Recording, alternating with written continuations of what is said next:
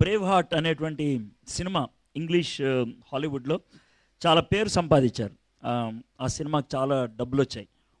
ఆ cinema producer దాని తర్వాత బాగా రిచ్ అయ్యాడు. బ్రేవ్ హార్ట్ అనేటువంటి సినిమా స్కాట్లాండ్ అనే దేశానికి వెళ్ళినటువంటి ఒక మిషనరీ జీవితం, తాను ఏ విధంగా సాహస కార్యాల ద్వారా దేవుని పరిచర్యను స్కాట్లాండ్లో చేశాడో దాన్ని ఒక సినిమాగా తీశాడు. బయట ప్రపంచంలో వాళ్ళు కూడా దాన్ని చూసి చాలా ఆనందించారు. ఆ తర్వాత ఆయన కొన్ని నష్టాలు పాలయ్యాడు. ఆ ప్రొడ్యూసర్ సినిమా తీసిన ఆయన చాలా చాలా దిగజారిన పరిస్థితిలోకి వెళ్ళాడు. ఏదో కారణం చేత ఆయన ఆస్ట్రేలియాలో బ్రిస్బేన్ అనేటువంటి ఒక ఊరు వెళ్ళాడు. ఆ ఊర్లో ఉన్నప్పుడు నిరాశ నిస్పృహలకు గురై ఇక నేను బ్రతకడం వేస్ట్, చచ్చిపోదామని బ్రిస్బేన్లో ఉన్నటువంటి ఒక హోటల్లోకి వెళ్ళి 36 గంటల సేపు బతికి ఆ తర్వాత చచ్చిపోదామని నిర్ణయించుకున్నాడు. ఈ 36 గంటల్లో తన కోరికలన్నీ తీర్చుకుందాం అనుకున్నాడు. అంటే ఏమైతే చూడాలో చూడాలి, ఏమైతే తినాలో తినాలి, ఏమైతే చేయాలో చేయాలి, అన్నీ చేసేసి 36 గంటల తర్వాత పిస్టల్ పెట్టి కాల్చుకొని చచ్చిపోదామని పిస్టల్ పెట్టుకొని అక్కడ ఉన్నాడు. తన డోర్ బయట ఒక కాగితం పెట్టాడు, నన్ను ఎవరు కూడా డిస్టర్బ్ చేయొద్దని. 24 గంటలు అయిపోయింది. ఇంకా చివరి 12 గంటల తర్వాత ఆయన చచ్చిపోవాలి. 24 గంటలు తాను చేయాలనుకున్న పనులన్నీ చేశాడు. ఇంకా ఏం చేయాలో అర్థం కాక అటు ఇటు చూస్తూ ఉంటే హోటల్లో టేబుల్ ఉంటుంది కదా, ఆ టేబుల్కి ఒక డ్రా ఉంటుంది, దాన్ని లాగాడు. దాంట్లో ఒక బుక్ కనబడింది, పచ్చట్టు ఉండేటువంటి పుస్తకం. దాన్ని తీశాడు. పుస్తకం ఏంటో కూడా ఆయన తెలీదు. ఇలాగా కళ్ళు మూసుకొని ఇలా తెరిస్తే మధ్యలోకి ఎక్కడో వస్తే ఇలా చేలు పెట్టి చదవడం మొదలుపెట్టాడు. ఆయన చదివి ఆయన ఆగలేదు. 6 అధ్యాయాలు చదివాడు. బాగా అనిపించింది, మళ్ళీ చదివాడు. బాగా అనిపించింది, మళ్ళీ చదివాడు. బాగా అనిపించింది, మళ్ళీ చదివాడు. 6 సార్లు చదివాడు ఆ 6 అధ్యాయాలు. ఆయన చదివిన తర్వాత ఇలా తల పైకెత్తి చూస్తే తాను అనుకున్నటువంటి టైం దాటిపోయింది. 12 గంటలు దాటిపోయింది. అయ్యో, నేను చచ్చిపోదాం అనుకున్న టైం దాటిపోయింది, ఎట్లాగా అని అనుకొని మళ్ళీ ఇలా బుర్రగొక్కొని నేను ఎందుకు చచ్చిపోవాల్సిన అవసరం లేదు, నా కోసం ఒక ఆయన చచ్చిపోయాడు. ఆయన ఎందుకు చచ్చిపోయాడో, ఎలాగ చచ్చిపోయాడో ప్రపంచానికి చెప్పేదాకా నేను చచ్చిపోకూడదు అని అనుకొని మరొకసారి చదివాడు. చదివి మోకరించి ప్రార్థన చేసి ఈ విధంగా అన్నాడు, నా దేవా, నీ జీవితంలో చివరి 24 గంటలు ఎంత ఘోరమైనవో నాకు అర్థమైనాయి. అది నీ జీవితం యొక్క ఘోర పరిస్థితి కాదు, నా పాపం యొక్క ఘోర పరిస్థితి. దాన్ని ప్రపంచానికి చూపించేదాకా నేను కనుమేను అని ఆయన నిర్ణయించుకొని ఒక సినిమా తీద్దామని ప్రయత్నం చేశాడు. ఆ సినిమా కోసం ఆయన ప్రయత్నాలు చేస్తున్నప్పుడు ప్రజలంతా కూడా ఆయన్ని నిరాశపరిచారు.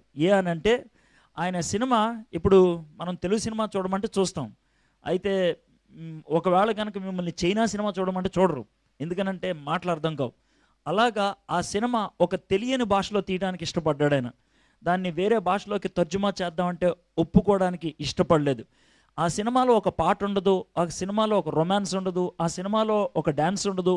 ఆ సినిమాలో కేవలం కనబడేది ఒక వ్యక్తి జీవితంలో చివరి 24 గంటలు, అంతే. చివరి 24 గంటల జీవితాన్ని ఆయన 1.5 సేపు చూపిద్దామని ప్రయత్నం చేస్తామంటే ప్రజలు ఆయన్ని నిరాశపరిచారు. కానీ ఆయన ఏమాత్రం నిరాశపడకుండా ఆయన ఆ సినిమాని తీసేశాడు. ఆ సినిమా ప్రపంచంలో అన్ని దేశాల్లో కూడా లబ్ధి పొందింది, అన్ని దేశాల్లో కూడా మక్కువ పొందింది. కొన్ని ముస్లిం దేశాల్లో కూడా ఆ సినిమా అసలు ముందు చూపించకూడదని అనుకున్న వాళ్ళు, నాయకులు దాన్ని చూసి వాళ్ళు వేరు కారణంతో ఆ సినిమాని ముస్లిం దేశంలో కూడా చూపించడానికి ప్రయత్నం చేశారు. ఇంతకీ ఆ సినిమా పేరు ప్యాషన్ ఆఫ్ క్రైస్ట్. ఆ ప్రొడ్యూసర్ పేరు మెల్ గిబ్సన్. ఆత్మహత్య చేసుకుందాం అనుకున్నటువంటి ఆ ప్రయత్నంలో ఆయన తీసినటువంటి ఆ చిత్రం గురించి నేను ఎందుకు మాట్లాడుతున్నాను అని అంటే, ఆ చిత్రంలో మీకు కనబడేది యేసుప్రభు యొక్క జీవితంలో చివరి 24 గంటలు. ఆ 24 గంటలు యేసుక్రీస్తు యొక్క జీవితంలో అతి ప్రాముఖ్యమైంది. అది ఎందుకు ప్రాముఖ్యమైంది, అదే విషయాన్ని మనం ఈరోజు ధ్యానం చేయబోతా ఉన్నాం. క్రైస్తవులుగా మనకంటూ కొన్ని ప్రశ్నలు ఉంటాయి. మళ్ళీ చెప్తున్నాను, నేను క్రైస్తవులుగా, మీరు క్రైస్తవులు కాదు అని అంటలేదు నేను, క్రైస్తవులుగా కొన్ని ప్రశ్నలు ఉంటాయి. ఏంటి ఆ ప్రశ్నలు అంటే, యేసుక్రీస్తు ప్రభువారు శిలువ మీద చచ్చిపోయాడనంటే ఎవరైనా నన్ను అడిగితే నేనేం చెప్పాలి, మా పాపాల కోసం చచ్చిపోయాడు అని అంటే, ఒకవేళ క్రైస్తవేతరులు మీ దేవుడు చేతగానోడా, ఎందుకు అలా దిక్కుమాలినోళ్ళలాగా చచ్చిపోవాలి, ఓ దరిద్రులాగా ఎందుకు చచ్చిపోవాలి, చేతగానోళ్ళలాగా చచ్చిపోతే ఆయన దేవుడు ఎలా అవుతాడు? దేవుడు అంటే కనుక దేన్నైనా కూడా జయించగలిగేటువంటి వాడు. కానీ అలాంటి వాడు ఒక మామూలు సైనికులకి అప్పగించబడితే ఆయన్ని చిత్తకొడతా ఉంటే ఒక్కసారి నోరు కూడా తెరవకుండా, ఒక్కసారి కూడా వాళ్ళని దూషించకుండా అలాగ దిక్కుమాల చావు చచ్చిపోతే అతన్ని మీరు రక్షకుడు అని ఎలా అంటారు అని మనల్ని కనుక ఎవరిని అడిగితే ఏం జవాబు చెప్తాం? మనలో కొన్ని ప్రశ్నలు అలా ఉండిపోతాయి. ఆ ప్రశ్నలు ఎవరినైనా అడగటానికి భయం. ఎందుకు? అడిగితే కనుక మన విశ్వాసాన్ని అనుమానిస్తారేమో, మనం క్రైస్తవులు కాదంటారేమో, అలా అడగకూడదేమో, ఇలాంటి ప్రశ్నలు చాలా మన మనసులో ఉండిపోతాయి. ఒకవేళ అలాంటి ప్రశ్నలతో మీరున్నట్లయితే ఈరోజు ఆ ప్రశ్నలకు జవాబు చూడాలి అని అనుకుంటున్నాను. యేసుక్రీస్తు ప్రభువారు దిక్కుమాలిన వాడిగా చనిపోయాడు. ఆ పదాన్ని ఉపయోగించినందుకు నన్ను క్షమించండి, కానీ ఆ పదాన్ని ఉపయోగించడంలో నాకు ఉద్దేశం ఉన్నది. ఒక దరిద్రుడు, ఒక దుర్మార్గుడు, ఒక దుష్టుడు, ఒక పనికిమాలిన వాడు, ఒక బానిస, ఒక భ్రష్టాచారుడు, అలా ఆ విధంగా ఆయన్ని చంపేశారు. ఆ విధంగా చచ్చిపోయినోడు రక్షకుడు ఎలా అవుతాడు? ఆ విధంగా చచ్చిపోయినోడు దేవుడు ఎలా అవుతాడు? ఖచ్చితంగా ఆ ప్రశ్న రావాలి. ఆ ప్రశ్న రావట్లేదని అంటే నువ్వు అసలు ఆలోచించట్లేదని అర్థం. ఆ ప్రశ్న రాలేదు అని అంటే కనుక నువ్వు ఆ విషయం గురించి కొంచెం అన్న ఆలోచించలేదని అర్థం. ఆలోచించిన ఎవరికైనా వచ్చేటువంటి మొదటి ప్రశ్న ఏంటంటే, ఈయనేం దేవుడు రా బాబు, ఈయన దేవుడైతే ఇలా ఎందుకు చచ్చిపోతాడు? ఇది వచ్చేటువంటి ప్రశ్న. ఆ ప్రశ్నకు ఈరోజు మనం జవాబు వెతుకులాడదాం. అయితే ఒక చిన్న విషయం ఏంటంటే, నేను 1984 సంవత్సరంలో, మాది ఏలూరు, 1984 సంవత్సరంలో విజయవాడలో ఒక మీటింగు పెడితే ఆ మీటింగ్కి చాలామంది కుర్రోళ్ళు వెళ్ళడానికి ఇష్టపడ్డారు. ఎందుకనంటే ఆ మీటింగ్కి ఒక స్పీకర్ అమెరికా నుంచి వచ్చాడు. ఆ స్పీకర్ కోసం వెళ్ళాడు. ఆయన పెద్ద ఎక్కువ గొప్పగా మాట్లాడేవాడు కాదు, కానీ ఆయన చూడాలని, వీలైతే ఆయనతో షేక్ హ్యాండ్ చేయించుకోవాలని. అప్పట్లో మొబైల్ ఫోన్స్ లేవు కాబట్టి ఫోటోలు తీసుకోవడం అనేది లేదు. మహా అయితే కనుక ఆటోగ్రాఫు లేకపోతే షేక్ హ్యాండ్, ఈ రెండేది ఉండేది. ఆయన కలుసుకోవాలని అనేది తపన ఉండేదన్నమాట. ఇంతకీ ఆయన ఒక గొప్పతనం ఏంటంటే, ఆయన ఒక డ్రైవర్, జీప్ నడిపించినవాడు. జీప్ నడిపించినటువంటి డ్రైవర్ కోసం అంత తాపత్రయపడాలా? అమెరికాలో జీప్ నడిపించినా, కువైట్లో నడిపించినా, కోనసీమలో నడిపించేది అది జీపే కదా. కాబట్టి ఎందుకంత ప్రత్యేకం అని అంటే, ఆయన మీటింగ్లో మాట్లాడేశాడు. మధ్యాహ్నం యూత్ మీటింగ్కి తక్కువ మంది ఉన్నారు, 200 మందే. అయితే నేను అనుకున్నా ఆయన చాలా దగ్గర నుంచి చూడొచ్చు కదా అని. ఇంకో విషయం తెలుసా, యూత్ మీటింగ్ అయిపోయింది, అందరూ వెళ్ళిపోయారు. మహా అయితే 12-15 మంది కుర్రోళ్ళు ఉంటే ఆయన మాత్రం అక్కడే ఉండిపోయాడు. ఆ 12-15 మంది కుర్రోళ్ళు నేను ఒక్కడిని చాలా దగ్గరికి వెళ్ళిపోయా. ఆయన పక్కన నుంచున్నా. ఒక విధమైనటువంటి తెలియనటువంటి అనుభూతి, ఎంతో హుషారుగా అనిపించింది అన్నమాట. దేవుడు పక్కన నుంచున్న ఫీలింగ్ అని అనిపించింది అన్నమాట. ఆయన్ని ఒకసారి ఇలా టచ్ చేసి చాలా గ్రేట్గా ఫీల్ అయ్యాను. ఇంతకీ ఆయన ఎవడంటే ఒక డ్రైవర్, అంతే. డ్రైవర్కి అంత హడావిడి ఉండాలా అని అంటే, ఆయనతో నేను చాలాసేపు మాట్లాడుతూ ఉంటే కొద్దిసేపు ఉన్నాక ఇలా తిరిగి ఆయన ఏమన్నాడంటే, ఎడ్వర్డ్, నువ్వు అంత ఎందుకు ఎక్కువగా ఫీల్ అవుతున్నావు? పెద్ద విషయం కాదు అని అన్నాడు. ఇంతకీ ఏంటి చెప్తాను చూడండి. ఆయన డ్రైవరే, కానీ ఆయన జీప్ నడిపించింది ఎక్కడంటే భూమి మీద కాదు. మరి భూమి మీద నడిపించకపోతే ఎక్కడ నడిపిస్తాడు అంటారేమో. చంద్రుడి మీద తొలిసారిగా భూమి నడిపించినటువంటి జీప్ నడిపించిన వ్యక్తి ఆయన పేరు చార్ల్స్ ఎర్విన్. చార్ల్స్ ఎర్విన్ పక్కన నిలబడి ఆయన మాట్లాడుతూ, చార్ల్స్ గారు, మీరు చంద్రుడి మీద జీప్ నడిపించారు, అది చాలా గొప్ప విషయం కదా, చాలా గ్రేట్ కదా, ఎలా అనిపించింది మీకు అక్కడ జీప్ నడిపిస్తూ ఉంటే అని అంటే, ఆయన ఏమన్నాడు తెలుసా? బాబు ఎడ్వర్డ్, ఒక మాట చెప్తాను చూడు, నేను జీప్ నడిపించాను చంద్రుడి మీద, గొప్ప విషయమే. కొంతకాలం అయిన తర్వాత దాని గురించి ఎవరు మాట్లాడరయ్యా అని అన్నాడు. అని అంటే, ఉదాహరణకు ఒక మాట చెప్పంటావా? 25 సంవత్సరాల క్రితం మీ ఎవరెస్ట్ శిఖరం మీదకి ఒక మనిషి ఎక్కాడు, టెన్జింగ్, నార్వే, అవునా కదా? ఇప్పుడు కొన్ని 100 మంది ఎక్కారు. ఎవడైనా ఎవరెస్ట్ శిఖరం ఎక్కుతుంటే దాని గురించి ఏమన్నా ఆలోచిస్తారా? అసలు ఆలోచించరు. మీకు తెలుసా, ఏప్రిల్ నెలలో నేపాల్లో వచ్చినటువంటి భూకంపంలో 29 మంది ఎవరెస్ట్ శిఖరం మీద చచ్చిపోయారు. 29 మంది చచ్చిపోయారు. వాళ్ళు ఎందుకు చచ్చిపోయారు తెలుసా? వాళ్ళంతా శిఖరం ఎక్కడానికి వెళ్ళిన వాళ్ళే. 29 మంది చచ్చిపోయారంటే బతుకున్న వాళ్ళు ఇంకెంతమంది ఉంటారో ఆలోచించండి. అంతమంది ఎక్కేస్తున్నారు పైకి. అందరూ ఎక్కేస్తా ఉంటే ఎవడన్నా ఆలోచిస్తాడా? అసలు ఆలోచించడు. ఏమన్నాడు తెలుసా? చంద్రుడి విషయం కూడా జరిగేది అదే. కొంతకాలం అయిపోతే అక్కడికి ఫ్లైట్ వేస్తారు, మామూలుగా మనుషులు వెళ్ళొచ్చేస్తూ ఉంటారు అంతే, అప్పుడు ఇంకెవడు పట్టించుకోడు అని అన్నాడు. కరెక్టే కదా అని అనుకున్నాక ఆయన ఇంకో మాట చెప్పాడు. కానీ ఒక్క మాట చెప్తాను చూడు, ప్రపంచంలో ఒక సంఘటన జరిగింది, అది ఇంకెప్పటికీ రిపీట్ అవ్వదు, మళ్ళీ జరగదు. అది ఎప్పటికీ కూడా దాన్ని మళ్ళీ చూసుకుంటూనే ఉంటారు, దాన్ని ప్రత్యేకంగానే చూస్తారు అని అన్నాడు ఆయన. అదేంటండి అని అంటే, మానవుడు చంద్రుని మీదకి వెళ్ళటం కాదు, దేవుడు భూమి మీద కాలు పెడతాం అని అన్నాడు. ఒక్కసారి ఆలోచించా, నిజమే కదా? దేవుడు భూమి మీద కాలు పెట్టినటువంటి సన్నివేశం 2000 సంవత్సరాల క్రితం జరిగింది.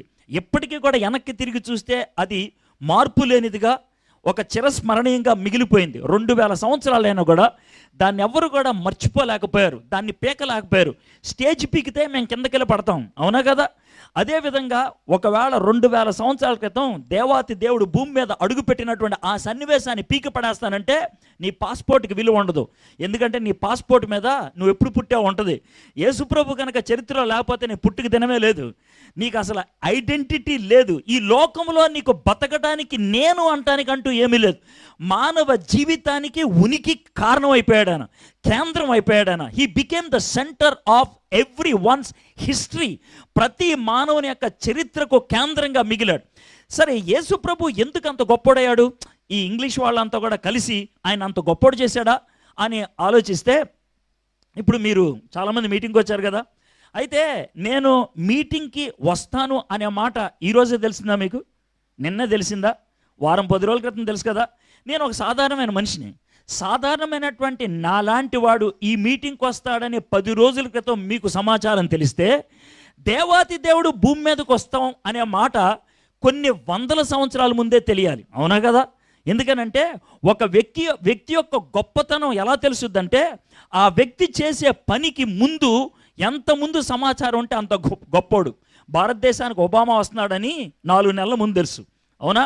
ఎందుకంటే ఆయన అంత గొప్పోడు కాబట్టి. నేను కువైట్ వస్తున్నానని ఒక వారం రోజుల ముందు తెలుసు. నా గొప్పతనం అది. కానీ ఒకవేళ దేవుడు కనుక ఈ లోకంలోకి వస్తే ఆయన వస్తాడు అనేటువంటి సమాచారం ఎంత ముందుగా ఉంటుందో ఆలోచించండి. నేను వస్తాను అనే దాన్ని ప్యాంప్లెట్ అంటారు, దేవుడు వస్తాడు అని చెప్పేదాన్ని ప్రవచనం అంటారు.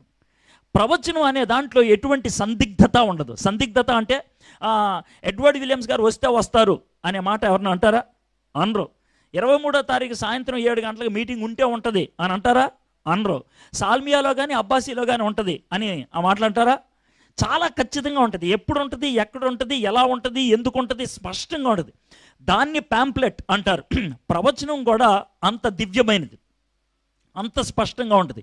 ఎటువంటి అంబిగ్విటీ అంటే ఎటువంటి అనుమానం, ఎటువంటి సందిగ్ధం అనేది ఉండదు. స్పష్టంగా ఉంటుంది. ఆయన ఎప్పుడు వస్తాడు, ఎక్కడికి వస్తాడు, ఎలా వస్తాడు, ఏం చేస్తాడు, స్పష్టంగా ఉండేదాన్ని ప్రవచనం అంటారు.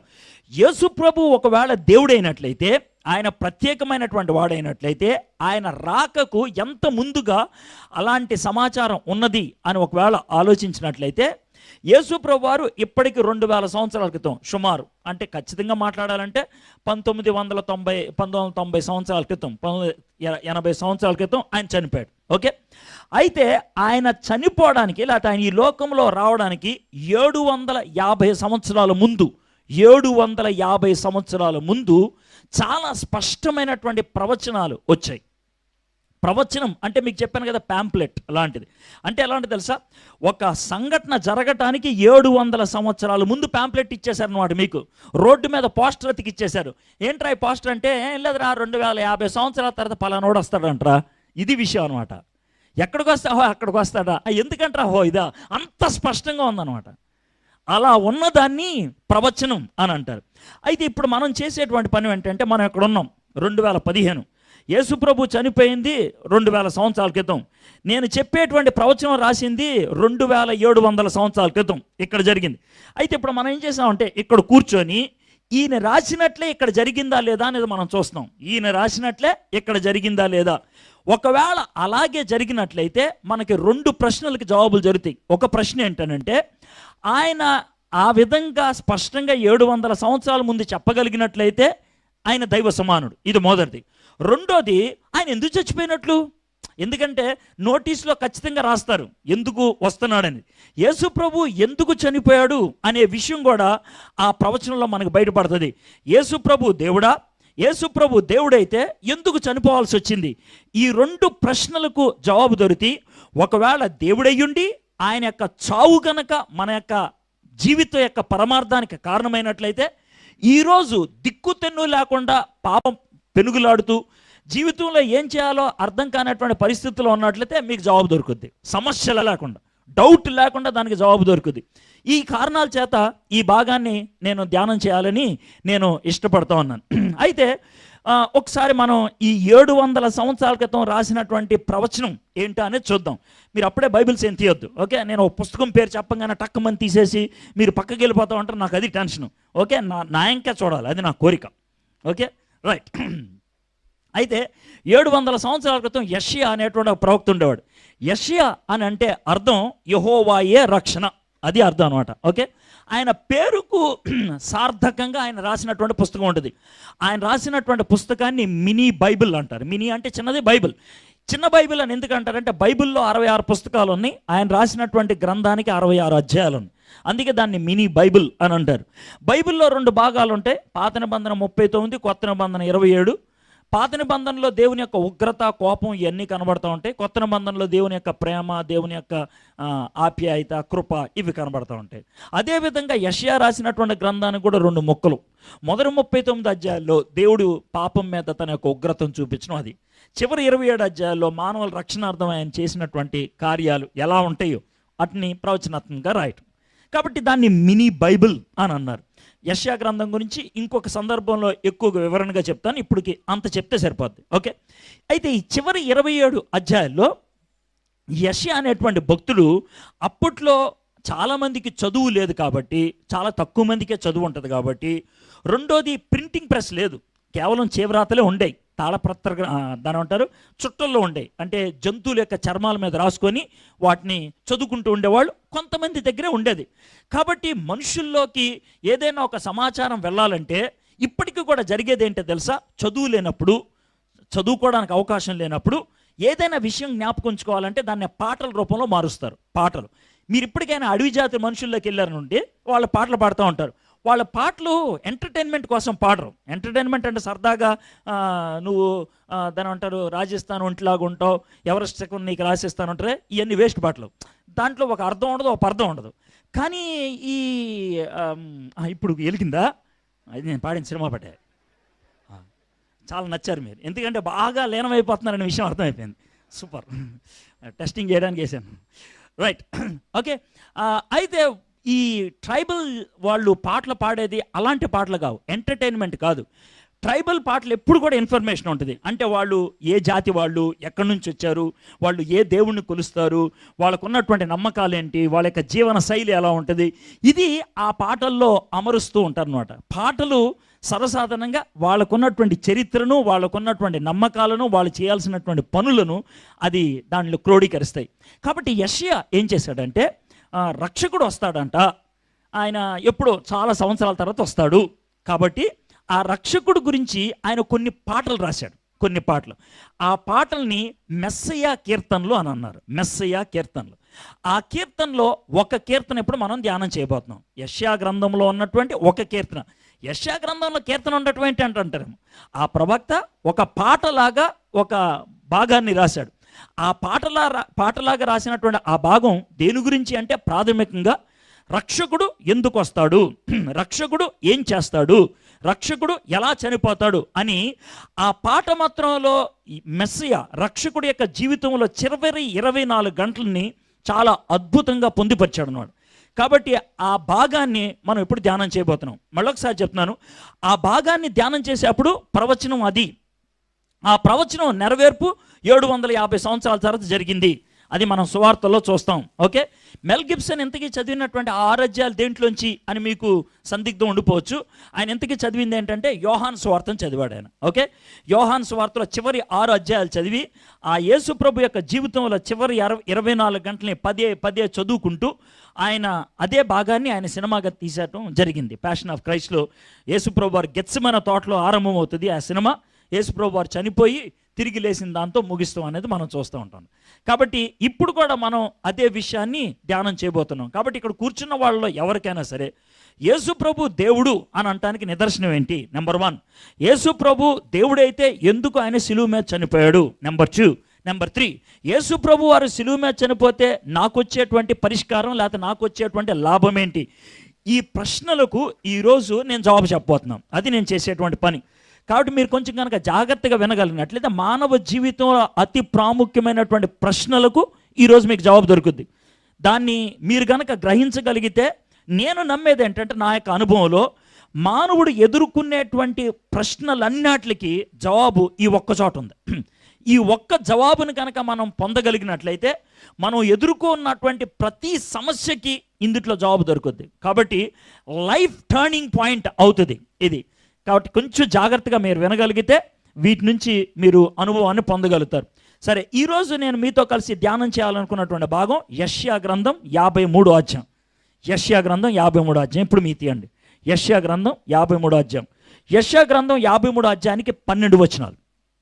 ఓకే, మనకున్న టైంను బట్టి 12 వచనాలు మనం ధ్యానం చేయలేకపోవచ్చు, ఎందుకంటే చాలా ఇరకాటంగా ఉంది, సఫకేటింగ్గా ఉంది. కాబట్టి అంతసేపు మనం ధ్యానం చేయలేకపోవచ్చు. కొన్ని వచనాలు మనం ధ్యానం చేస్తాం. ఇంటికి వెళ్ళిన తర్వాత మిగిలిన వచనాలని మీరు, ఒకవేళ నేను పూర్తి చేయలేకపోతే కనుక ఇంటికి వెళ్ళిన తర్వాత మిగిలిన భాగాన్ని మీరు ధ్యానం చేయొచ్చు. ఎప్పుడు ముగించినా అది సగం మెసేజ్ లాగా ఉండదు. నేను ఎక్కడ ఇది మొదటి వచనంతో ముగించవచ్చు, 3వ వచనంతో ముగించవచ్చు, 12వ వచనంతో కూడా ముగించవచ్చు. ఎందుకంటే any point you can close. ఎందుకంటే మనం వెరిఫికేషన్ చేసేది, అక్కడ చెప్పింది ఏంటి, జరిగింది ఏంటి, దాని నుంచి మనం నేర్చుకునేది ఏంటి, అది ఎక్కడైనా ముగించవచ్చు. కాబట్టి మనం టైం ప్రకారం, మీరు ఎక్కువ మంది కదలటం మొదలు పెట్టారనుకోండి, నాకు అర్థమయ్యేది ఏంటంటే మీకు చిరాకు ఎక్కువైందని, దాంతో నేను ముగించేస్తాను. I can understand. నేను మీ మధ్యన కూర్చున్నా కూడా అదే నా పరిస్థితి. కాబట్టి మిమ్మల్ని ఎక్కువ ఇబ్బంది పెట్టి హింసించడం అనేది నాకు ఇష్టం లేదు. Okay, right. 53వ అధ్యాయాన్ని మనం చూద్దాం. సో నేనేం చేస్తానంటే వచనాన్ని చదువుతాను, ఆ వచనానికి అనుగుణంగా చరిత్రలో జరిగిందా లేదా మనం చూద్దాం. అయితే నేను చాలా రకాలైనటువంటి ఉదాహరణలు చెప్తాను. ఉదాహరణల ద్వారా మన విషయాన్ని బాగా అర్థం చేసుకోవచ్చు. అయితే ఇప్పుడు చిన్న మాట చెప్తున్నాను. మీరు ఎవరన్నా వెళ్తున్నారనుకోండి, ఒక కుక్క కనబడింది. కుక్క అంటే మీకు భయం. ఓకే, కుక్క కనబడింది. కుక్క అంటే భయం వేసి అలా ఆగిపోయారు. మీకు తెలిసిన వాళ్ళు ఎవరు వచ్చారు, ఏంటంటే ఇక్కడ ఆగిపోయావు అంటే అక్కడ కుక్క ఉంది అని అంటే, పర్లేదులే నేను తీసుకెళ్తాను అని అంటే, మిమ్మల్ని కుక్క భయాన్ని నుంచి బయటికి తీసుకురావడానికి ఇష్టపడే ఏ వ్యక్తి ఉన్నాడో ఆ వ్యక్తి మీతో పాటు వస్తున్నప్పుడు అతని చేతిలో కర్ర ఉంటే కనుక మీకు ధైర్యం ఉంటుంది. అవునా కదా? ఎందుకని? కర్రకి కుక్క భయపడుతుంది. ఒకవేళ ఆడి చేతిలో ఏమీ లేకుండా పర్లేదుదా నేనంటే మనకు కొంచెం అనుమానం ఉంటుంది. ఏ అని అంటే, ఈడు అంటున్నాడు కానీ ఈడు తప్పిస్తాడో లేదా అని. అవునా కదా? ఇంకా అంతకంటే ఇంకో మాట చెప్తాను. 2 కుర్రోళ్ళు మిమ్మల్ని బెదరగొట్టారు. అర్థమైందా? 2 కుర్రోళ్ళు, ఇంత వస్తాదులు లాంటి వాళ్ళు 2 కుర్రోళ్ళు బెదరగొట్టారు. బెదరగొడితే టెన్షన్తో ఉన్నాం. అయితే ఒకడు వచ్చి ఏంటి టెన్షన్లో ఉన్నావు అంటే, వాళ్ళిద్దరు వస్తాదుల్లాగా ఉన్నారు, బెదరగొడుతున్నాడు అంటే, పర్లేదు నేను ఉన్నాను లేని ఈడు ఒక్క పీసులాగా ఇలా ఉన్నాడు అనుకో, ఊరిని అడుగుతున్నా, మీకు ధైర్యం వస్తుందా? రాదు. నేను ఎందుకని మాట చెప్తున్నానంటే, మనకంటూ ఓ శత్రువు ఉంటే ఆ శత్రువు మీద విజయాన్ని ఇచ్చేవాడు శత్రువు కంటే బలంగా ఉండాలా, నీరసంగా ఉండాలా? విషయం అది. ఇప్పుడు మనకున్నటువంటి శత్రువు పాపం, మనకున్నటువంటి శత్రువు మరణం. ఇది మనకున్నటువంటి శత్రువు. మన ఏ మతంలోకి వెళ్ళినా, ఏ సిద్ధాంతంలోకి వెళ్ళినా, ఏ వేదంలోకి వెళ్ళినా చాలా స్పష్టంగా బోధించేదంటే ఈ 2 మనకున్నటువంటి సమస్యలు. పాపోహం పాపకర్మాహం పాపాత్మం పాప సంభవే త్రాహిమాం దేవా శరణాగత వత్సల్యం. పాపపోహలు, పాపపు చేష్టలు, పాపంలో చస్తున్నా దేహి అన్ని దగ్గరకు వచ్చా, శరణ జొచ్చి ఉన్నా నన్ను విమోచించు. ఇది ప్రాథమికమైనటువంటి ప్రార్థన.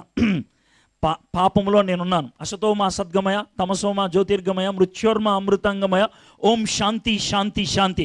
నా గతం అయోమయం, సత్యం ఎక్కడ? నా ప్రస్తుతం అంధకారం, వెలుగు ఎక్కడ? నా భవిష్యత్తు చావు, నాకు నిత్య జీవం దొరికేది ఎక్కడ? ఈ 3 దొరికితే కనుక ఓం శాంతి నాకు దొరుకుద్ది. ఇది ప్రాథమికంగా ఎవడు చేసిన ప్రార్థన అయినా కూడా ఇలాగే ఉంటుంది. జీనాయ మరణాయ ఇస్కే శివ జానాకహ. ఒకవేళ సినిమా పద్ధతిలో ఆలోచించినా కూడా పుట్టింది ఇక్కడే, చచ్చింది ఇక్కడే, ఆ తర్వాత ఎక్కడికి వెళ్ళాలి? ఇది మానవుడికి ఉండేటువంటి ప్రశ్న. ఏ యాంగిల్లో చూసినా కూడా ఈ ప్రశ్న మనకు ఉండిపోతే మనం కోరుకునేది ఏంటంటే, మరణం మీద, చావు మీద, మనం ఎదుర్కొనేటువంటి సమస్యల మీద విజయాన్ని ఇవ్వగలిగేవాడు రావాలి అనేది మన యొక్క తపన. అది మనకు ఉండేటువంటి కోరిక. అయితే అలాంటి విజయాన్ని ఇవ్వటానికి నేను వచ్చాను అని అన్నవాడు దిక్కుమాలని చావు చచ్చిపోయాడు అనుకోండి. ఏంటి, చావు మీద నీకు విజయాన్ని ఇస్తాను అన్నవాడు ఆడే చచ్చిపోయాడు అనుకోండి, వాడు నీకు రక్షకుడు అవుతాడా? అలాంటోని చూపించి ఈయనరా నీ రక్షకుడు అని నువ్వు నమ్ముతావా? నమ్ముతావా చెప్పండి, నాకు ఫ్రాంక్గా చెప్పండి. నమ్మవు కదా? అదే 53 మొదటి వచనం చూడండి. మేము తెలియచేసిన సమాచారం ఎవడు నమ్మెను? యెహోవా బాహు ఎవనికి బయలుపరచబడిన. ఇప్పుడు మీకు అర్థమైన విషయం, యెషయా అదే మాట అంటున్నాడు. యెషయా ప్రవచనం అంతా ద్వారా చెప్పేస్తూ, నేను ఈ ప్రవచనం చెప్తుంటే ఎవడు నమ్ముతాడు? ఎవ్వడు నమ్మడు. దిక్కుమాలిన చావు చచ్చాడు ఆయన. ఆయన రక్షకుడు అంటే ఎవడు నమ్ముతాడు? ఎవడు? నాకు దేవుడు బయలుపరిచాడు. యెహోవా బాహు నాకు బయలుపరచబడింది, యెహోవా నాకు ప్రత్యక్షపరిచాడు నాకు. కానీ ఎవడు నమ్ముతాడు ఈ మాట? ఎవడు నమ్మడే. ఆ ప్రశ్నతో స్టార్ట్ చేస్తున్నాడు ఆయన. ఎందుకు అలా స్టార్ట్ చేయాల్సి వచ్చిందంటే, తర్వాత నుంచి ఆయన రాసేటువంటి మాటలు ఉన్నవే ఆ మాటలు ఎవ్వడికి అంగీకారంగా అనిపించవు. అయితే ఒక మాట చెప్తాను, యెషయా ఇక్కడుండి రాస్తున్నాడు, ఎక్కడ యేసుప్రభు ఇక్కడ చచ్చిపోయాడు, ఈ మధ్యకాలంలో ఉన్నటువంటి ఎవ్వడికైనా సరే కూడా నమ్మబుద్ధి అవదు.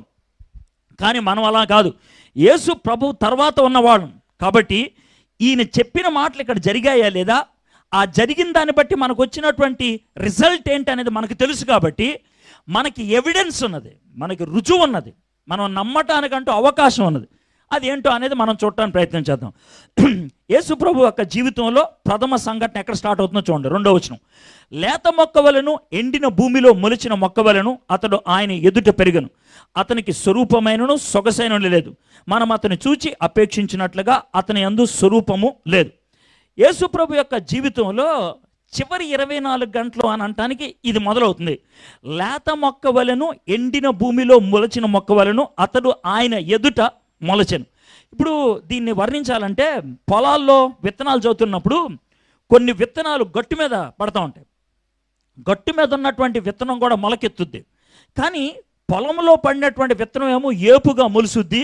కానీ పక్కన మొలిసేది ఉన్నదే అది చాలా ఊగిపోతూ పల్చగా రంగు అలా ఉంటుంది. ఆయన్ని యేసు ప్రభుని ఆ విధంగా వర్ణించాడు. ఏ విధంగా వర్ణించాడంటే, లేత మొక్క వలెను ఎండిన భూమిలో మొలచిన మొక్క వలెను. యేసు ప్రభు అలాంటి పరిస్థితుల్లోకి ఎప్పుడు వెళ్ళాడు? యేసు ప్రభు గురించి బైబిల్లో ఉన్నటువంటి మాట ఏంటంటే అందగాడని, 10,000 మందిలో అతి సుందరుడు. మీకు తెలిసిందే. అది డైలాగ్ అది అవ్వచ్చు, కానీ నిజమేనా అని అంటే, యేసు ప్రభు అందగాడు అని అనటానికి ఇంకో నిదర్శనం ఏంటంటే, చిన్నపిల్లలు కొంచెం మంచిగా మాట్లాడేవాళ్ళు లేకపోతే బాగా ఉండేవాళ్ళ దగ్గరికి వెళ్ళి కబుర్లు ఆడటానికి ఇష్టపడుతూ ఉంటారు. అవునా కదా? నేను కూడా అదే కేటగిరీ అనుకుంటాను. నా దగ్గర చిన్నపిల్లలు చాలామంది వస్తారు.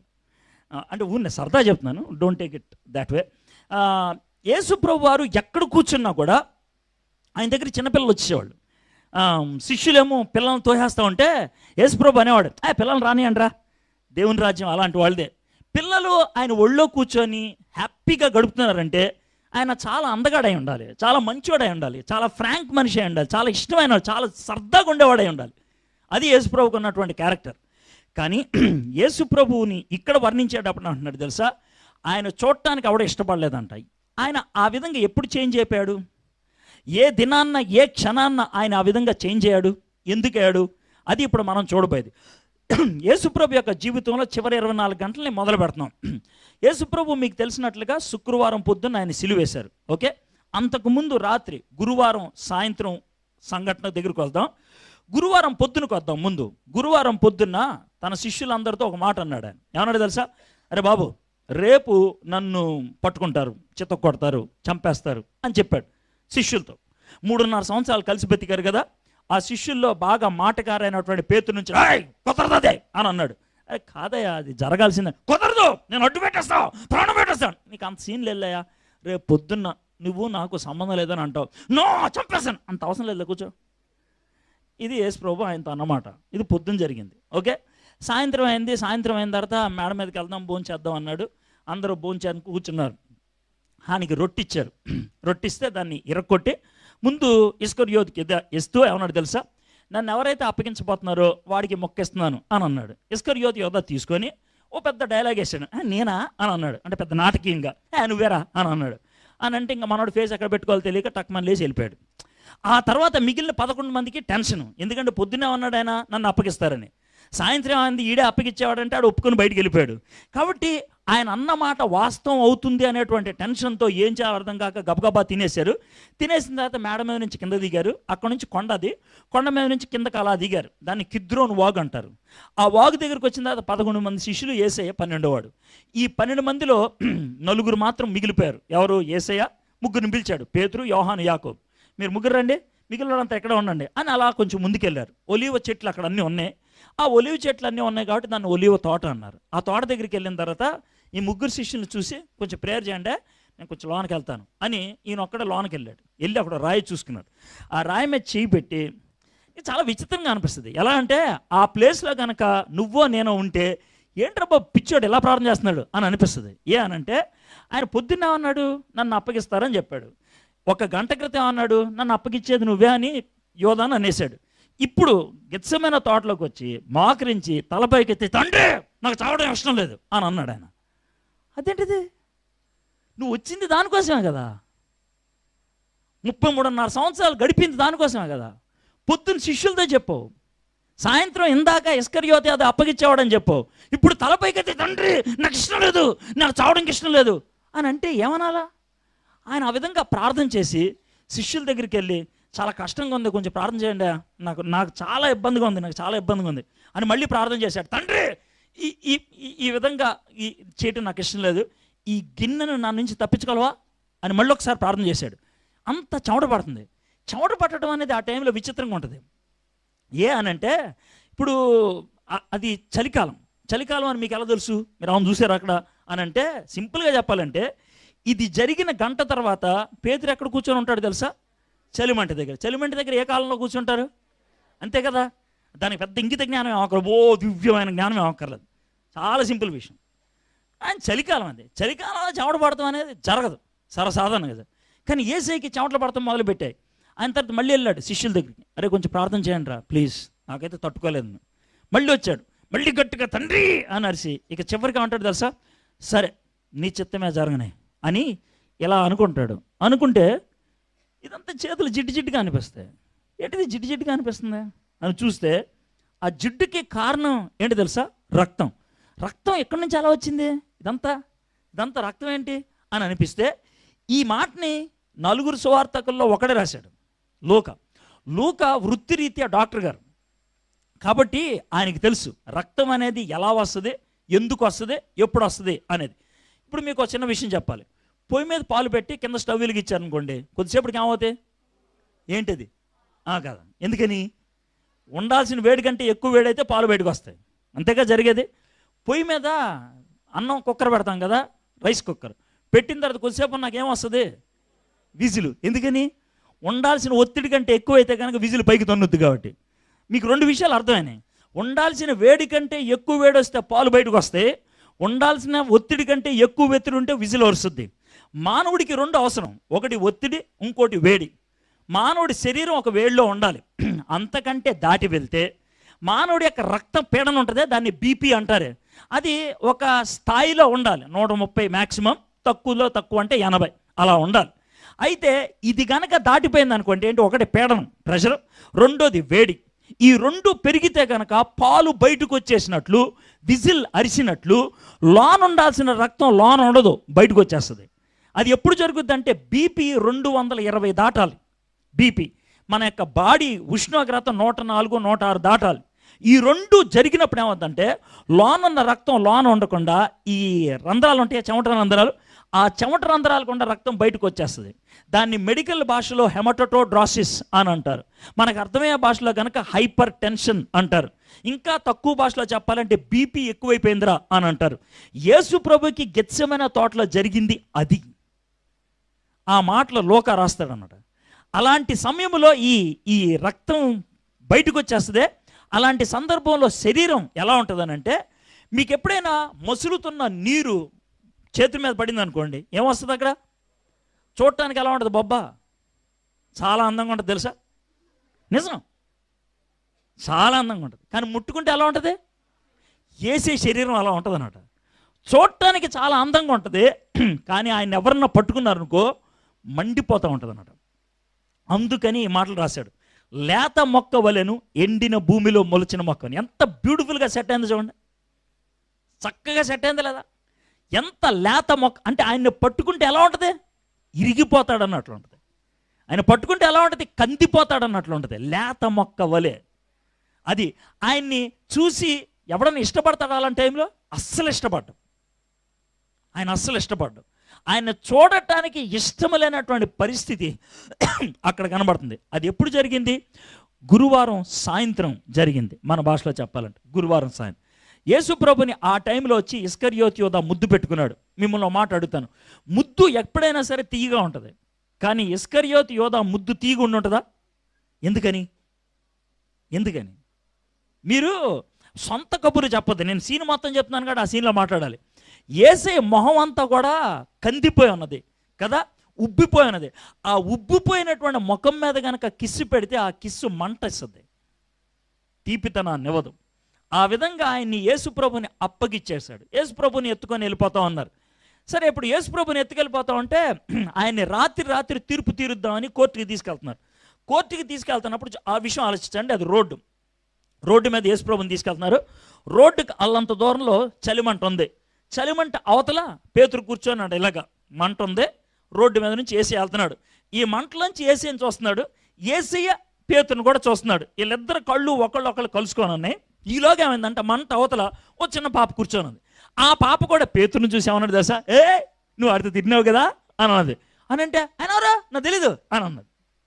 ఒకసారి కాదు, 2 సార్లు కాదు, 3 సార్లు నాకు తెలుసు నువ్వే అని అంటే నేను కాదు అని లేచి వెళ్ళిపోయాడు. అక్కడ నుంచి వెళ్ళిపోతుంటే యేసుప్రభు ఇలా చూసి ఉంటాడు. ఒక్కసారి మనకు అర్థమైపోయింది. ఏమని? నిన్న పొద్దున్నే అన్నాడు యేసయ్య. ఏమని? నువ్వు నన్ను తృణీకరిస్తావని. ఇది జరిగిపోయింది. ఇదని 2 వ్యక్తులు తృణీకరించారు యేసుప్రభుని అక్కడ. ఒకళ్ళేమో ఇస్కరియోతు యోధ, ఎలాగా 30 రూపాయలకి అమ్మేసి. ఇంకోడేమో పేతురు, ఓ చిన్న అమ్మాయికి భయపడి ఆయన ఎవరో నాకు తెలియదని. ఒకడేమో డబ్బులకు అమ్మేశాడు, ఇంకోడేమో భయానికి అమ్మేశాడు. 2 చేసింది ఒకే విధమైన పాపం. పేతురు చేసిన పాపానికి ఇస్కరియోతు యోధ చేసిన పాపానికి తేడా ఏమి లేదు. కానీ వాళ్ళిద్దరిని నేను ఎందుకు చూపిస్తున్నాను తెలుసా? వాళ్ళిద్దరూ అదే రకమైన పాపం చేసిన. ఇస్కరియోతు యోధ ఆ పాపంలో చచ్చిపోయాడు. పేతురు ఆ పాపం నుంచి బయటికి రావడానికి దేవుడు అవకాశం ఇచ్చాడు. నువ్వు ఒకవేళ ఎంత దరిద్రమైన పాపం చేసినా కూడా ఇస్కరియోతు యోధలాగా చచ్చిపోవాలనుకుంటే నీ ఇష్టం. పేతురులాగా బయటికి రావాలనుకుంటే అవకాశం ఉంది. అర్థమైందా? చాయిస్ నీదే, ఎంపిక నీదే. అర్థమైందా? నా కర్మ, నా బతికింతే అని నువ్వు అయిపోవాల్సిన లేదు. మనకి మన ఇంట్లో ఉన్న కుక్కలకి తేడా ఉంది. మనకంటూ స్వేచ్ఛ ఉంది, మనం అంటూ నిర్ణయాలు తీసుకోవచ్చు. కాబట్టి దేవుడు నీకు అవకాశం ఇస్తున్నాడు. హలో, పేతురు పాపం చేశాడు, ఇస్కరియోతు యోధ పాపం చేశాడు. ఇస్కరియోతు యోధ పాపం చేస్తే వాడు ఆ పాపంలో చచ్చిపోయాడు. పేతురు పాపం చేస్తే నేను అవకాశం ఇచ్చాను, దాన్ని జార విడుచుకోలేదు. ఈరోజు నీకు అవకాశం ఇస్తున్నాను, నీ ఇష్టం అన్నట్లు చెప్తున్నాడు. సరే, యేసుప్రభుని రాత్రి తీసుకెళ్ళిపోయారన్నారు కదా, దాన్ని మనం 2వ వచనంలో చూస్తాం. 3వ వచనంలో అతడు తృణీకరింపబడిన వాడును, ఆయన మనుషుల వలన విసర్జించబడిన వాడును, వ్యసనాక్రాంతుడుగాను, వ్యాధిని అనుభవించేవాడుగాను, మనుషులు చూడనొల్లని వాడుగాను ఉండెను. అతడు తృణీకరింపబడిన వాడు గనక మనం అతన్ని ఎన్నిక చేయకపోతే. పేతురు రిజెక్ట్ చేశాడు ఆయన, యూదా రిజెక్ట్ చేశాడు ఆయన. పేతురు ఆయన ముఖాన్ని చూడటానికి ఇష్టపడలేక నాకు ఆయన ఎవడో నాకు తెలీదు అని వెళ్ళిపోయాడు. ఇది ఆయన యొక్క పరిస్థితి. కరెక్ట్గా జరిగింది ఆ రాత్రి. ఈ విధంగా సర్వసాధారణంగా కోర్టులు పొద్దున్న తెరుస్తారు, సాయంత్రం మూసేస్తారు. కానీ యేసు ప్రభు కోసం కోర్టు రాత్రి తెలిసారు. 1 కాదు, ఆయన కోసం 6 సార్లు తీర్పు తీర్చారు. 6 సార్లు రాత్రి ఒకదాని తర్వాత ఒకటి. ఇప్పుడు ఎప్పుడైనా లోవర్ కోర్టులో కనుక కేసు ఏమైతే హైకోర్టుకి వెళ్ళాలంటే టైం పట్టుద్ది. కానీ ఈయనకి అలా జరగలేదు. ఒక కోర్టు కాదంటే నెక్స్ట్ వెంటనే, అది కాదంటే నెక్స్ట్ వెంటనే, అది కాదంటే వెంటనే. అలాగ 6 సార్లు తిప్పారు. 6వసారి పిలాతు దగ్గరికి వెళ్ళారు. పిలాతు ఏమంటాడంటే, ఈయనలో నాకు ఏం కనబడలేదే బాబు అంటాడు. కుదరదు, వీడిని ఏదో ఒకటి చేయాలి అని అంటే అప్పుడు ఏమంటాడు తెలుసా? సరే, మనకున్న ఆచార ప్రకారం ఎవడైనా కనుక తప్పు చేస్తే వాడిని కొరడాతో కొట్టాలి కదా, వాడిని కొట్టేసేయండి, ఆ పని చేయండి అని అన్నారు. అని అంటే యేసు ప్రభుని ఈడ్చుకొని బయటికి తీసుకెళ్ళిపోయారు. బయటికి తీసుకెళ్ళిపోయి ఆయన కొరడాతో కొడతాం మొదలుపెట్టారు. కొరడాతో కొట్టక ముందు ఏం జరిగింది, ఎలా రాశారని ముందు ప్రవచనం చదువుతాను, తర్వాత మళ్ళీ చూద్దాం. 4-5 వచనాలు చదువుతున్నాను. నిశ్చయముగా అతడు మన రోగములను భరించెను, మన వ్యసనములను వహించెను. ఆయనను మొత్తబడిన వానుగాను దేవుని వల్ల. మీ డాక్టర్ దగ్గరికి వెళ్తున్నారు, డాక్టర్ ఇంజెక్షన్ తీసుకొని వస్తున్నాడు. ఇంకో డాక్టర్ ఇంజెక్షన్ ఇస్తాడని చూపిస్తా. మరి ఏం చూపిస్తా? ఎందుకని? ఏడకుండా ఉంటాను. దేవుడు కూడా చేసిన పని అదే. తన కొడుకు విపరీతమైన బాధన పడుతూ ఉంటే చుట్టూ చీకటిని కమ్మేసి అతని కొడుకు పడే బాధను నిన్ను చూడనివ్వలేదు. ఏమండి, ఆ పైన ఉన్నటువంటి దేవుడికి జాలి లేదా? ఆ పైన ఉన్నటువంటి దేవుడికి కనికరం లేదా? ఎందుకు సార్ అంత దుర్మార్గంగా ఆయన చంపాడనంటే, నేను ఒక మాట చెప్తున్నాను. కొడుకు కింద బాధపడుతున్నాడు, పైన తండ్రి ఉన్నాడు. తల్లిదండ్రులు ఎవరైనా ఉన్నట్లయితే మీ కొడుక్కి జబ్బు ఎక్కువ ఉంటే జబ్బు ఉన్నటువంటి కొడుకు ఎక్కువ బాధపడతాడా? కొడుకును చూస్తున్న తండ్రి తల్లికి బాధ ఎక్కువ ఉంటుందా? కదా. కింద కొడుకు బాధపడతా ఉంటే పైన తండ్రి ఇంకా ఎక్కువ బాధ అయ్యేవి. ఆయన చేసిన పేరు ఏంటంటే తల పక్క తిప్పుకుంటే కింద నుంచి కొడుకు అరిచాడు, నా దేవా నా దేవా ఎందుకు నా చెయ్యి వదిలేసావని. ఆయన చూడలేక. కానీ ఇదంతా ఎందుకు జరిగిందో తెలుసా? నిన్ను రక్షించాలని, నిన్ను బతికించాలని, నిన్ను నరకంలోకి పంపించకూడదని. యేసు ప్రభు ఎలా చనిపోవాలో 750 సంవత్సరాల ముందు నోటీస్ ఇచ్చాడు. ఆయన ఎందుకు చనిపోతాడో నోటీస్ ఇచ్చాడు. 2000 సంవత్సరాల తర్వాత ఆ సమాచారం నీ దగ్గరికి వచ్చింది, ఆయన నీ కోసమే చనిపోయాడని. ఈరోజు ఆ దేవాతి దేవుడు నీ దగ్గర నుంచి ఆశించేది ఏంటి? పొగడతలా, ధన్యవాదాలా, ఓ 10 కేడీలా? కాదు, అవేమీ అక్కర్లేదు. నాకు కావాల్సింది ఒకటే, నీ హృదయం నాకు ఇస్తావా? అది నాకు ఇస్తే నా రక్తంలో కడిగి పవిత్రపరుస్తా, నీకు ఒక నూతన జీవితాన్ని ఇస్తా, నరకంలోకి వెళ్లకుండా నిన్ను ఆపేస్తా, పరలోకంలో నిన్ను నా కుమారుడిగా చేసుకుంటా. దీనంతటికి నేను నిన్ను అడుగుతుంది ఒకటే, నా దగ్గరికి రాని. దేవా, నేను చెడ్డదాని కదా, పర్లేదు.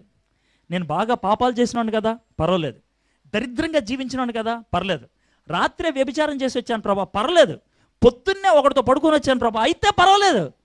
నువ్వు రా, నా దగ్గర రా. ఇంతకంటే పచ్చిగా చెప్పలేను నేను, ఇంతకంటే పచ్చిగా చెప్పలేను నేను. నువ్వు స్నానం చేయలేదా, పర్లేదు, వచ్చేసే నా దగ్గరికి, అలాగే వచ్చేసి. నువ్వు ఎలా ఉన్నావో అలా వచ్చేయి. కడుక్కునే బాధ్యత నాది, బాగు చేసే బాధ్యత నాది, శుభ్రపరిచే బాధ్యత నాది, పవిత్రపరిచే బాధ్యత నాది. నేను చీకొట్టనేను, నేను చీ అనన్ను, నా దగ్గర రా. దేవుడు అంత చక్కటి అవకాశాన్ని ఇస్తున్నప్పుడు మనం చేయగలిగేది ఒకటే, యేసయ్యా నన్ను క్షమించు, నన్ను స్వీకరించని. నేను ఇంటర్నెట్ ద్వారా చాలామందికి సువార్తను బోధిస్తూ ఉంటాను. కొంతమంది వాళ్ళ యొక్క నిర్ణయాలు దాటేస్తూ ఉంటారు. అయితే ఒక అమ్మాయి విషయంలో జరిగినటువంటి సంఘటన నేను ఇప్పటికీ మర్చిపోలేను. అమ్మాయి పేరు రోజ్లిన్, చచ్చిపోయింది కాబట్టి పేరు కూడా చెప్తున్నాను, రోజ్లిన్. ఆ అమ్మాయి చాలామందితో చెడ్డగా తిరిగింది. ఓ 3 అబ్బాయిలతో ఆమె చెడ్డగా తిరిగింది. 4వ అబ్బాయిని ప్రేమిస్తుంటే అతను నేను పెళ్లి చేసుకుంటానని అతను కూడా మోసం చేశాడు. నిరాశ నిస్పృహల్లో ఆత్మహత్య చేసుకుందాం అనుకున్నప్పుడు ఎవరో నా గురించి చెప్పారు, ఈయనతో చాట్ చేయి, ఈయన నీకు హెల్ప్ చేస్తాడని. 2-3 రోజుల నుంచి నేను ఆమెతో మాట్లాడుతూ ఉన్నాను. ఆవిడతో మాట్లాడుతూ ఉంటే 3వ రోజు అనుకుంటా, ఆమె విషం కొనుక్కొని తెచ్చుకొని 11:40 నా దగ్గర ఆన్లైన్లోకి వచ్చామని తెలుసా. 12 గంటలకు చచ్చిపోదాం అనుకున్నాను అన్నది. అంటే ఎలా చచ్చిపోదాం అనుకుంటున్నావు అన్న. నా టేబుల్ మీద బాటిల్ ఉంది, విషం బాటిల్. నీతో చివరిగా నువ్వు బాగా మాడుతున్నావు, నాకు నచ్చావు, నువ్వు కొద్దిసేపు నీతో చివరిగా మనస్ఫూర్తిగా మాట్లాడి విషం తాగి చచ్చిపోదాం అనుకుంటున్నాను అని అన్నది. నేను 11:55 ఆ ప్రాంతాల్లోకి వెళ్ళినప్పుడు, రోజ్లిన్ నీకు చాలా అదృష్టం ఎక్కువ అన్న. ఏ అని అన్నది. నువ్వు అసలు సూపర్ అన్న. ఏ అని అన్నది. అని అంటే, నువ్వు ఎప్పుడు చచ్చిపోతే నీకు కరెక్ట్ టైం తెలుసు, నాకైతే తెలీదు, నువ్వు నాకంటే గ్రేట్ అని అన్న. అని అంటే ఆమె నవ్వుతూ మొదలుపెట్టింది. ఆ విధంగా సరదాగా చాట్ చేస్తా ఉంటే 12:15 వెళ్ళిపోయింది. నేను చచ్చిపోదాం అనుకున్న టైం దాటిపోయింది అన్నది. పర్లేదు, మళ్ళీ వస్తుంది 12 గంటలు రేపు అని అన్న. ఇంకా ఆ తర్వాత మాట్లాడుకుంటూ వెళ్తే 1:20 ఆ ప్రాంతాల్లోకి వచ్చేప్పుడు యేసు ప్రభు గురించి పరిచయం చేశాను. నీకున్న బాధను తొలగించేది యేసయ్య ఒక్కడే. సమరయలో ఉన్నటువంటి స్త్రీ 5గురితో తిరిగి 6వ వాడితో తిరుగుతున్నప్పుడు యేసయ్య క్షమించాడు. నువ్వు ఇప్పటికి 3 అయ్యింది కాబట్టి ఇంకా ఛాన్స్ ఉంది, కాబట్టి ఇప్పుడైనా వచ్చి యేసయ్య దగ్గరికి. ఇది అంత స్ట్రైట్గా పచ్చిగా మాట్లాడిన మాట ఇది. దేవుడు నిన్ను క్షమించగలడు దా అని అంటే, ఆవిడన్న మాట ఏంటి దశ, ఇప్పుడుగా నాకు చెప్పింది, నాకు కొంచెం ఈగోస్ ఎక్కువ, నేను ఇప్పటికిప్పుడు రాను అంటే, వేస్ట్ చేస్తే ఛాన్స్ దొరకదేమోనంటే, నువ్వు మరీ బలవంతం చేస్తున్నావు, నాకు ఇష్టం లేదు, వద్దులేదు, ఏం చేయమంటావు. సాయంత్రం 5 గంటలకి నా కోసం నువ్వు ఆన్లైన్లోకి వస్తా, నీకోసం వస్తా, ఖచ్చితంగా వస్తా, అప్పుడు నేను ప్రార్థన చేస్తాను. నేను చాలా ఆసక్తిగా 10 నిమిషాల ముందు నుంచి ఆన్లైన్లో ఉన్నా, రాలా ఎంతకి, చాలా నిరాశపడిపోయాను. తర్వాత రోజు కూడా చూసా, నిరాశపడ్డాను. 3వ రోజు రోజ్లిన్ అనే పేరు దగ్గర పచ్చలైట్ వెళ్తుంది. రోజ్లిన్ వచ్చింది, హలో అని అంటా ఉన్నా. అవతల నుంచి, అన్న నేను రోజ్లిన్ కాదని. మరి ఎవరు రోజ్లిన్ దాంట్లోకి వచ్చిందండి. అన్న నేను రోజ్లిన్ తమ్ముడిని అన్నాను. ఏమైంది మీ అక్కకి అని అంటే, అన్న మీరు మా అక్కతో చివరిసారిగా చాట్ చేశారే, అది చూశాను. చివరిసారి ఏంటంటే, అంటే ఎలా చెప్పమంటారన్న, ఆ రోజు మా అక్క కాలేజీకి వెళ్ళిందన్న పొద్దునే. మధ్యాహ్నం కాలేజీ నుంచి వస్తుంది కదా, మా ఇల్లు రోడ్డు దాటాలన్నా, ఆ రోడ్డు టర్నింగ్ ఉంటుందన్న. ఆ టర్నింగ్ దగ్గర రోడ్డు దాటుతూ ఉన్నప్పుడు ఒక ట్రక్ వచ్చి మా అక్కను గుద్దింది. ఆ మధ్యలో రోడ్ డివైడర్ ఉంటుంది కదా, ఆ డివైడర్కి తలకాయ తగిలి అక్కడికక్కడే చచ్చిపోయిందన్న. ఒక్క క్షణం కూడా బతికిలేదన్న, మా అక్క చచ్చిపోయిందన్న.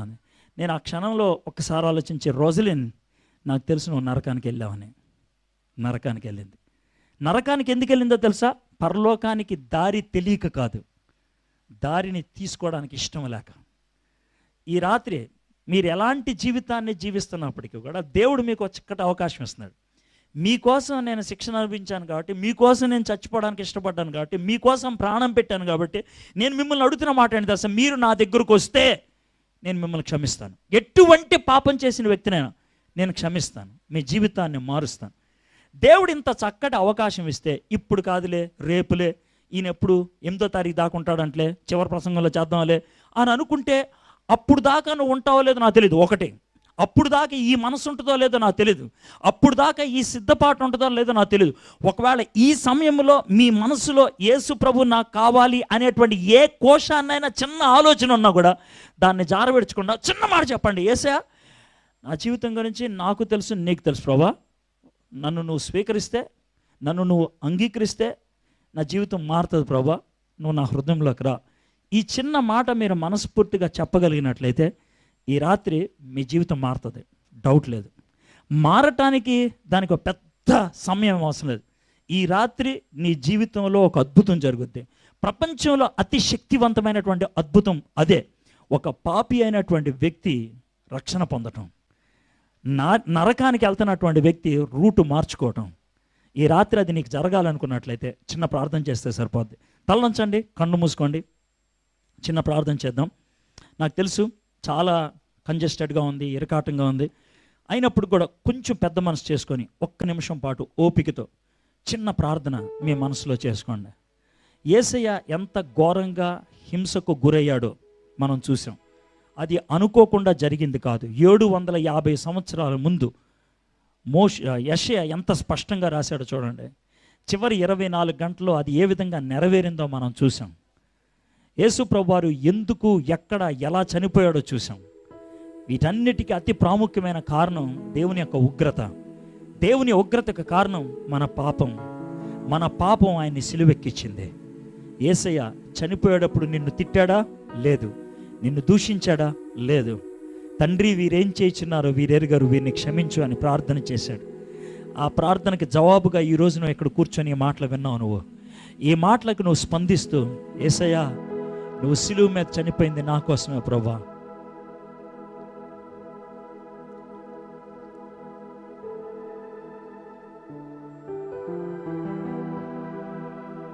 నువ్వు సిలువ మీద చనిపోయింది నా కోసమే ప్రభా, నీ రక్తాన్ని కార్చింది నా కోసమే ప్రభా, నన్ను క్షమించు ప్రభా, నా జీవితాన్ని మార్చు ప్రభా అని అడగండి.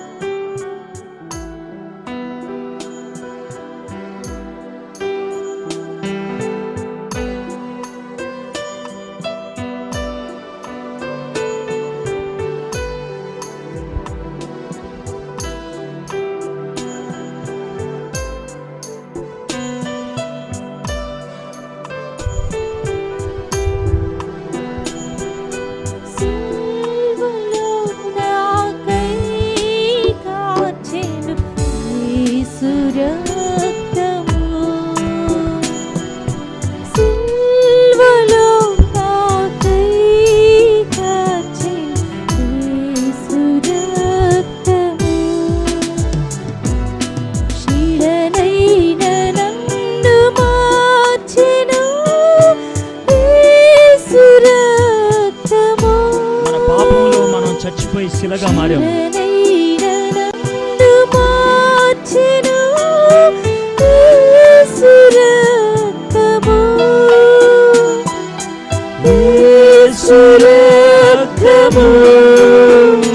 ప్రభు యేసు రక్తము, యేసు రక్తము, ప్రభు యేసు రక్తము, అమూల్యమైన రక్తము, యేసు రక్తము, అమూల్యమైన రక్తము, యేసు రక్తము.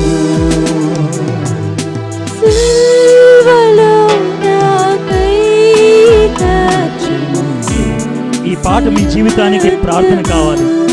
సిలువలో యేసయ్య రక్తాన్ని కార్చింది నీ కోసమే, నాకై కార్చావు ప్రభా. యేసయ్య నువ్వు నా కోసమే కార్చావు. ఆ సిలువ నాది ప్రభా, ఆ శ్రమ నాది ప్రభా. ఆ మాట చెప్పండి, ఆ సిలువ నాది ప్రభా. నేను చేసిన పాపం, నేను చేసినటువంటి దౌర్భాగ్యపు పనులు ప్రభా నీ మీదకు ఆ శిక్షను తీసుకొచ్చాయి. తండ్రి నిన్ను అణగగొట్టాడు, నలగొట్టాడు, హింసించాడు, దూషించాడు, ఆయన దౌర్భాగ్యుడిగా చంపాడు ప్రభు.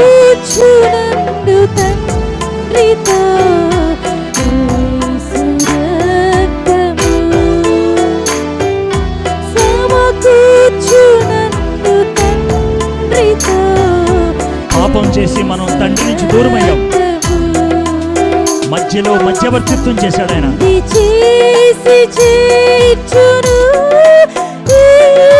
సమాధాన బదిగా సంధి చేశాడు ఆయన.